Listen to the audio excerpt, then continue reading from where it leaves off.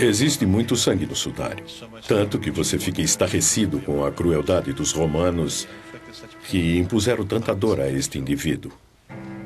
A crueldade mostrada no sudário excede em muito a maioria das versões artísticas da Paixão de Cristo. Por que um falsificador mostraria mais do que as pessoas esperavam ver? Traços curtos de sangue nas costas e nas pernas do homem no sudário intrigaram os pesquisadores durante anos, até que perceberam que eles conferiam exatamente com o formato do chicote do século I, o flagelo. Estou segurando aqui uma réplica de um instrumento de tortura romano. É chamado de flagelo. E no final de cada tira temos essas pelotas. Notem que há um espaço entre as duas pelotas.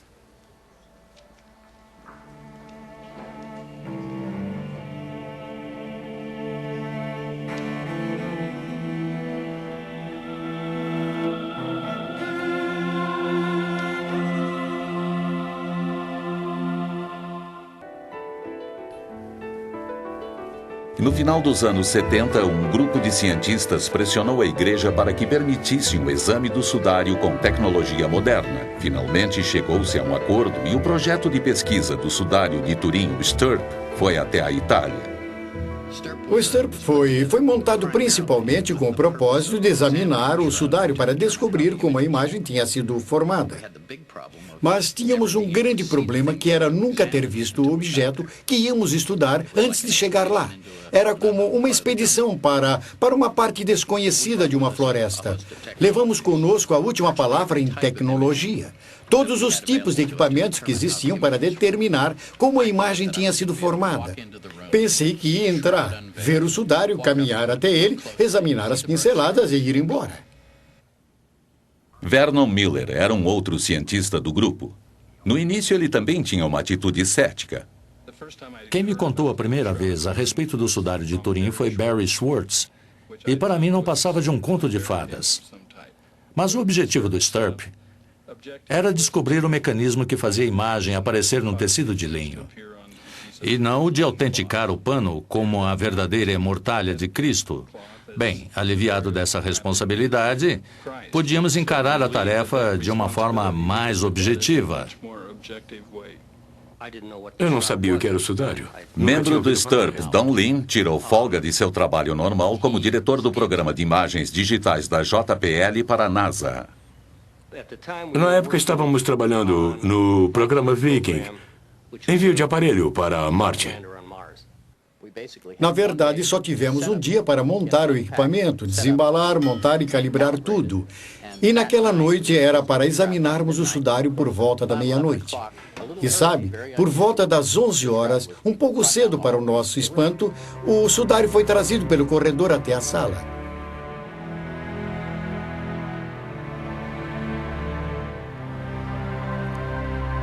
Uma das primeiras experiências feitas com o sudário foi separar o tecido de linho do forro numa pequena área por volta de 10 centímetros.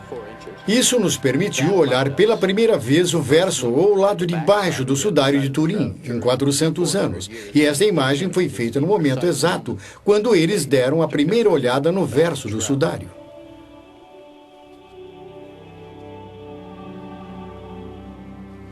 Aí o professor Rigg, da equipe italiana, introduziu uma câmera endoscópica entre os dois tecidos.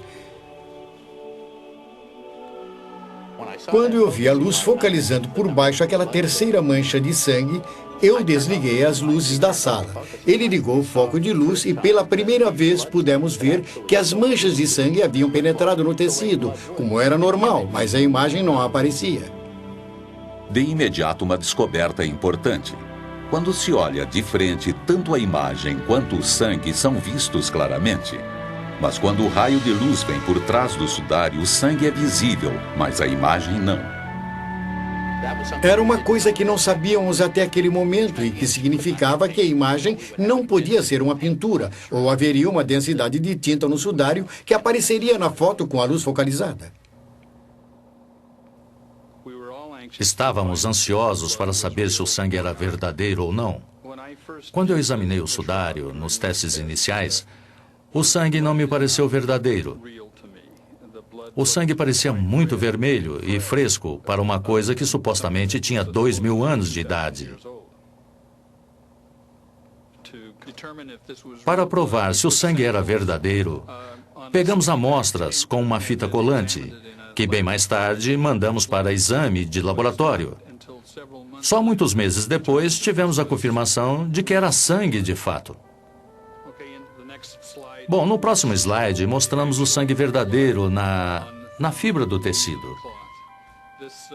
Trata-se do sangue de Jesus? É o sangue de outra pessoa que eventualmente foi crucificada pelos romanos?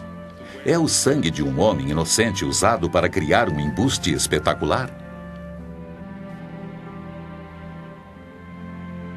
Uma das teorias da formação da imagem no sudário dizia que se tratava de chamuscamento, porque a cor é parecida com o chamuscado do forro de uma tábua de passar.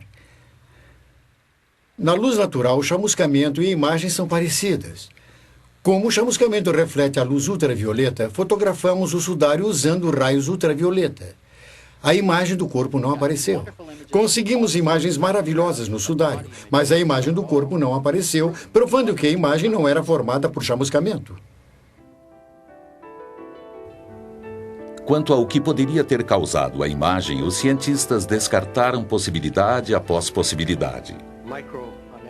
A microanálise das fibras que foram recuperadas provou que a mudança de cor das fibras era causada por uma alteração química, oxidação desidratada. Mas o que causou esta alteração química, nós não sabemos. As manchas do tecido são incrivelmente sutis e complexas. Uma fibra estava manchada enquanto outra bem ao lado não. No entanto, cada fibra tem 1/10 do diâmetro de um cabelo humano e em alguns lugares a imagem só penetrava cerca de 50 micrômetros.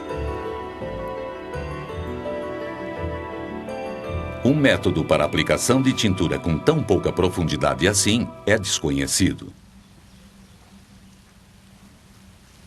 Mais recentemente, imagens sutis de flores foram descobertas no próprio sudário.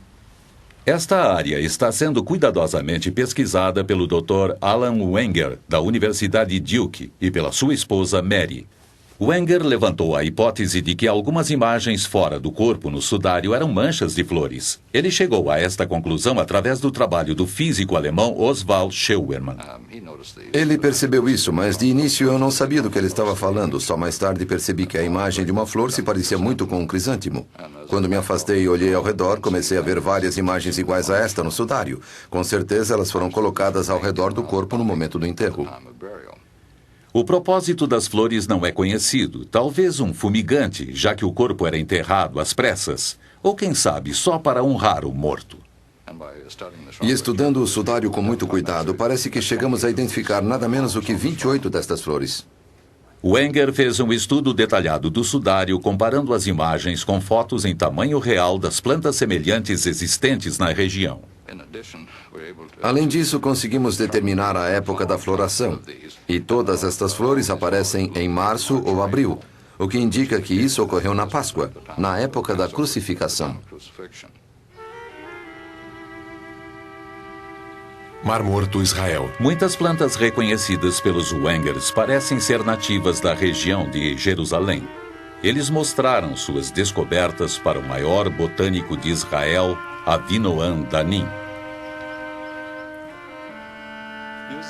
Usando detalhes da morfologia da planta, eu fiquei feliz por poder confirmar as observações deles. Aí eu observei mais a fundo e, no total, eu consegui chegar aqui a 12 ou 13 objetos, elementos botânicos que observei no sudário. Uma das plantas, Zygophyllum domossum, foi a prova-chave para o botânico Danim.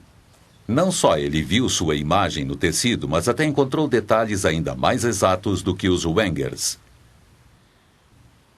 Esta planta já esteve um dia no sudário de Turim? Dá para ver aqui a imagem da Zygophyllum domossum. A folha no inverno é deste jeito. Este é o pedúnculo. A Zygophyllum domossum só cresce num lugar do mundo. numa pequena região perto de Jerusalém.